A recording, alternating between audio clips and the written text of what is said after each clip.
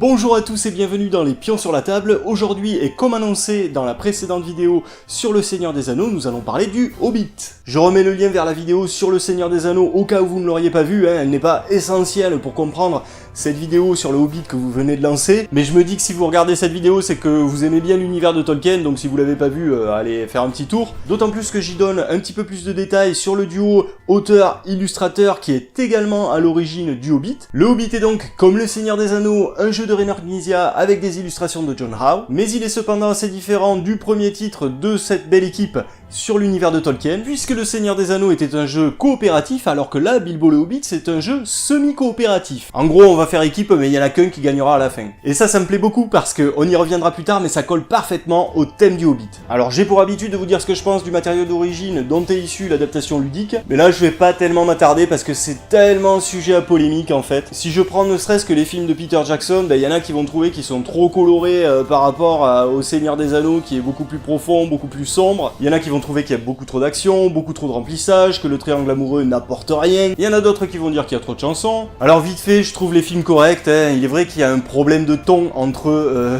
le Hobbit qui est plus sur le ton de la fable, du conte merveilleux, et le Seigneur des Anneaux qui est beaucoup plus réaliste, beaucoup plus sombre. Cela dit, c'est pas forcément la faute de Peter Jackson, c'est vrai qu'il aurait pu faire un choix différent, mais de base, déjà, le bouquin de Tolkien, le Hobbit, c'est un livre pour enfants, donc le ton est forcément plus léger que dans le Seigneur des Anneaux, qui est beaucoup plus mature. Mais bon, là on retrouve ce même phénomène dans Harry Potter, au début les films sont plutôt enfantins, et puis petit à petit ils deviennent de plus en plus graves. Pour ce qui est des chansons, j'aime pas du tout ça, je trouve que ça fait beaucoup trop Disney, mais là aussi elles sont dans le bouquin, de base. À exception faite de Misty Mountain's Cold, bien entendu, qui est magnifique. Et pour ce qui est des ajouts de Peter Jackson, je trouve que ça apporte quand même pas mal d'intensité au récit, et puis surtout ça fait bien le lien avec la saga cinématographique sur le Seigneur des Anneaux ensuite, parce qu'on parle de Sauron, on parle du Conseil Blanc, voilà, du retour de la menace sur la Terre du Milieu. Puis je suis désolé, mais dans la trilogie du Hobbit de Peter Jackson, il y a quand même des scènes épiques, et d'autres vraiment marquantes, comme par exemple les énigmes dans le noir, je défie quiconque de me dire que cette scène est pas juste géniale. Je pense aussi à une scène qui m'a beaucoup marqué là, avec Bilbo qui s'acharne sur la petite araignée, et là, on sent vraiment que l'anneau est en train de le corrompre, quoi. Il est en train de se demander ce qui se passe, qu'est-ce qui lui arrive, il y a beaucoup de choses qui passent dans cette scène. Que ce soit le bouquin comme les films, c'est loin d'être con, il y a de vrais messages à l'intérieur, et d'ailleurs, on en reparlera un petit peu plus tard dans la vidéo, parce que de ce côté-là, le jeu est une très bonne adaptation du message de Tolkien. Donc voilà, même s'ils ne sont pas parfaits, je regarde ces films avec grand plaisir. Le Hobbit est un jeu pour 2 à 5 joueurs à partir de 8 ans, donc le curseur est largement en dessous de celui du Seigneur des Anneaux, puisque le Seigneur des Anneaux c'était pour du 14 ans et plus, donc le jeu est largement plus accessible. Et des durées de partie annoncées de 45 à 60 minutes, bon ça dépendra surtout de votre degré de cupidité qui peut vous amener à être rôti par les flammes de smog et de manière un petit peu précipitée. Sans plus attendre, nous allons prendre la route vers le Mont Solitaire, je vous laisse préparer vos petits baluchons et vos petites provisions. Pendant ce temps, moi, je pose les pions sur la table.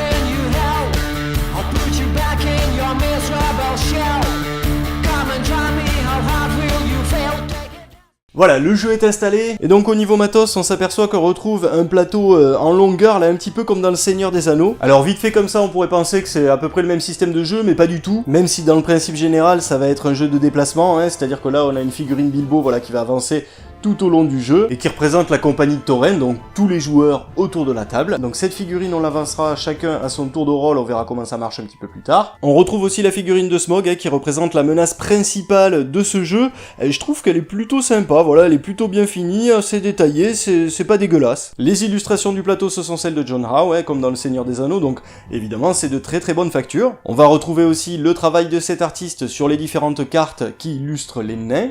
Et on va surtout retrouver de magnifiques joyaux, voilà, qui sont censés représenter le trésor d'Erebor. Donc ça c'est votre objectif en fait, hein. Les joyaux c'est des points de victoire, voilà, c'est ce qui va vous permettre d'être élu roi sous la montagne face à vos adversaires. Donc là je pense que vous commencez à comprendre l'originalité de ce jeu, puisqu'on a Smaug d'un côté qui représente la menace contre laquelle il va falloir être solidaire bien entendu, mais en même temps vous incarnez des nains, donc il va falloir mettre de côté un max de pognon pour pouvoir devenir roi et remporter la partie. À ce propos, la partie que je vais vous décrire dans cette vidéo tient compte de 2 des 3 règles avancées, parce que sinon je trouve que le jeu est beaucoup moins intéressant. Alors concernant la mécanique, on va s'apercevoir que sur le plateau de jeu, il y a 4 sections de voyage différentes, chacune de ces sections se terminant par une aventure. Et là on le voit, on a la passe des gobelins, les monts brumeux, le royaume sylvestre, et le mont solitaire, bien entendu, à la fin. Bon, alors, par contre, les noms des lieux sont ceux des nouvelles traductions, donc à la place de cul-de-sac, on écope de front de sac.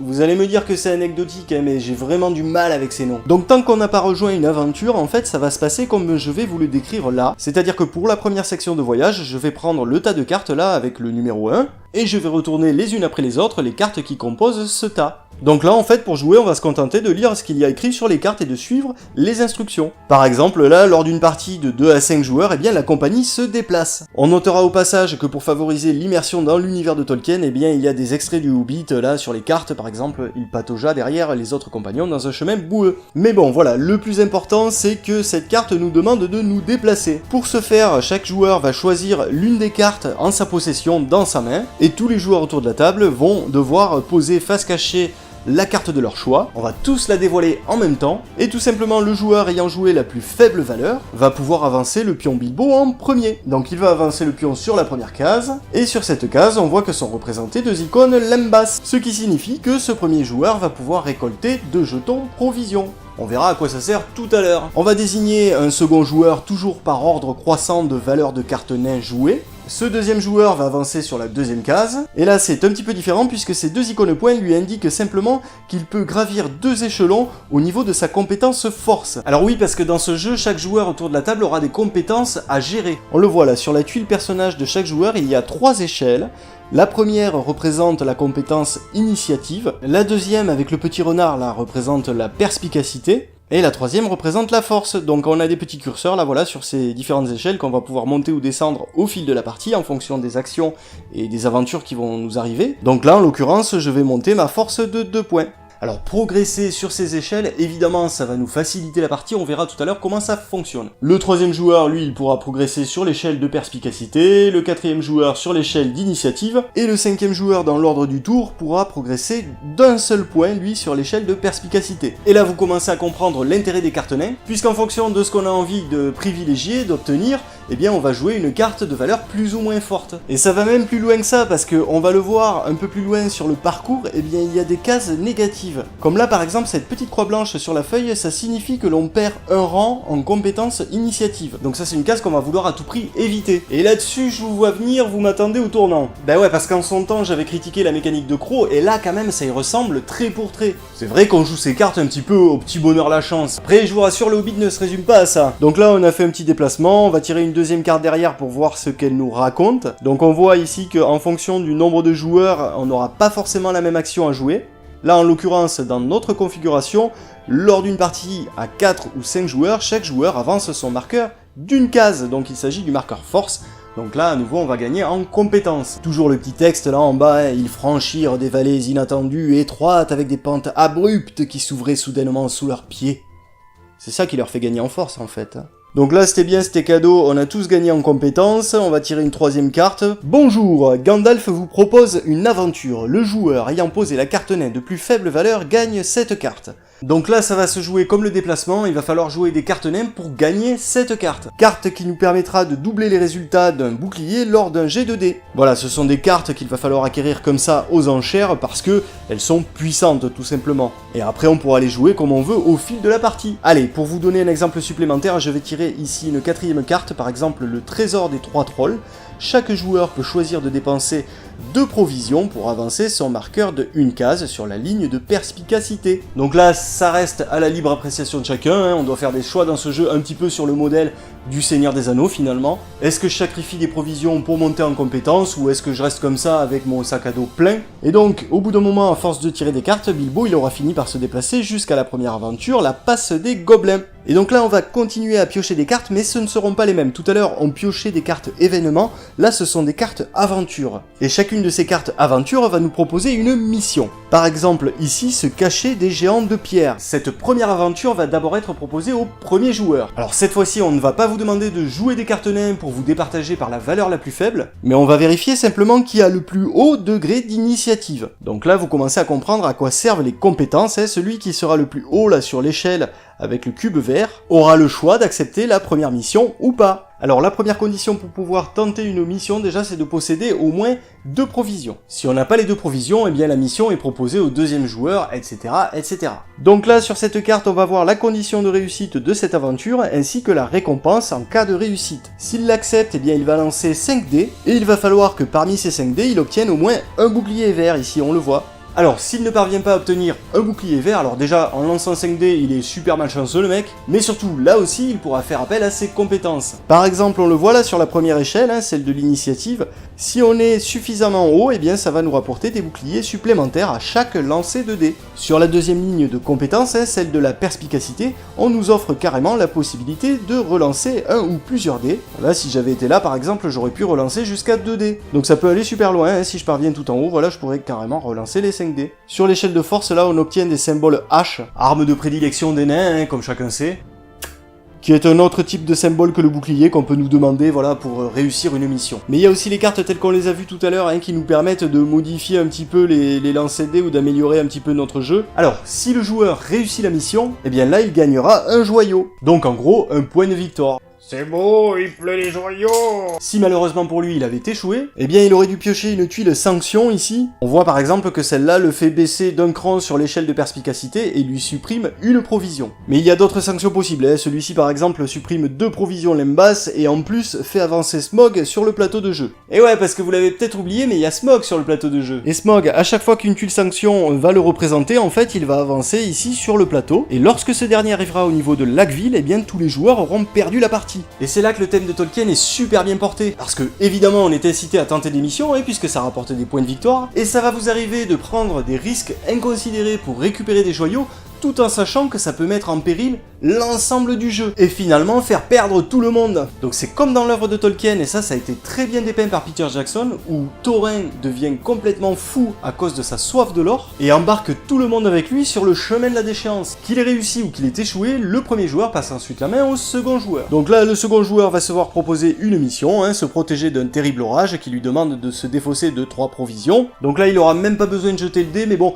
se défausser de 3 provisions, c'est assez cavalier quand même, parce que, je le rappelle, il faut 2 provisions minimum pour pouvoir tenter les missions, donc ça veut dire que là, s'il se défausse de toutes ses provisions, ben, il en aura peut-être plus assez ensuite pour qu'on puisse lui proposer de nouvelles missions. Donc là c'est comme il veut, hein. À chaque fois le joueur à qui on propose la mission il peut décider de la prendre ou pas. S'il ne la veut pas cette mission, eh bien elle sera proposée au joueur suivant dans l'ordre du tour. Alors faut savoir un truc quand même, c'est que si personne ne prend la mission, eh bien Smog avance automatiquement d'un espace vers Lac-Ville. Et donc l'aspect coop du jeu il est là, hein, parce qu'à un moment donné il va bien falloir qu'il y en ait un qui se dévoue quand même. Bon, je vais tourner une 3ème carte pour vous montrer que parfois les missions sont un petit peu plus compliquées. Là par exemple on va vous demander d'obtenir un bouclier et 5 haches avec les dés, et également les modificateurs liés à vos compétences, vous avez bien compris. Bon là ça va lui demander également de se défausser de 2 provisions, mais c'est mieux rémunéré en termes de joyaux, puisque là on en obtiendra 3.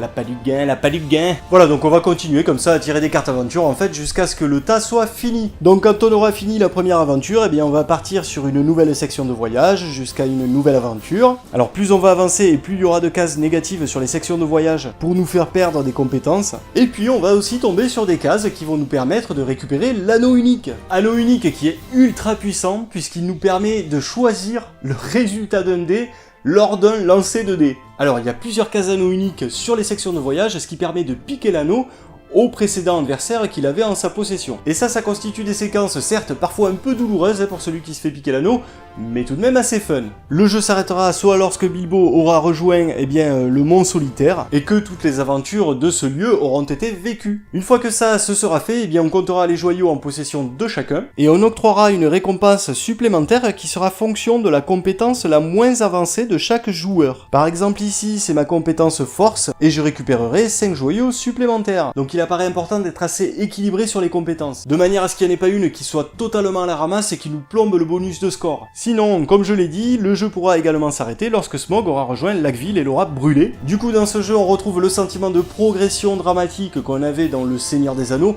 même si ça semble quand même un peu moins désespéré ici. Voilà, c'est un jeu très léger, c'est un jeu où il y a beaucoup de hasard, mais qui est quand même assez sympa dans sa manière de gérer la prise de risque. Ça colle bien au message d'origine de Tolkien qui était de dire que l'appât du gain d'un seul peut entraîner la perte de tous. Et ça, je pense que dans un jeu qui est accessible à partir de 8 ans, c'est quand même bienvenu. Et même à des âges beaucoup plus avancés, il y en a certains qui feraient bien de l'entendre, ce message. Voilà, donc le jeu est ultra léger, mais c'est pas si mal, ça constitue un bon prologue au Seigneur des Anneaux dont on a parlé il y a 15 jours. Finalement, un petit peu comme le bouquin et un petit peu comme le film, ça complète le Seigneur des Anneaux sans vraiment le magnifier. Donc si vous avez envie de jouer à un petit jeu, sans prise de tête, avec un joli message à l'intérieur, pourquoi pas, je vous le conseille. Ça changera pas votre vie, mais bon, vous passerez un bon petit moment quand même, je pense. Si vous êtes allergique au hasard, par contre, là, évidemment, je vais pas vous le conseiller. Voilà, en attendant de nous retrouver pour une prochaine vidéo, je vous dis à bientôt, et n'oubliez pas de mettre les pions sur la table.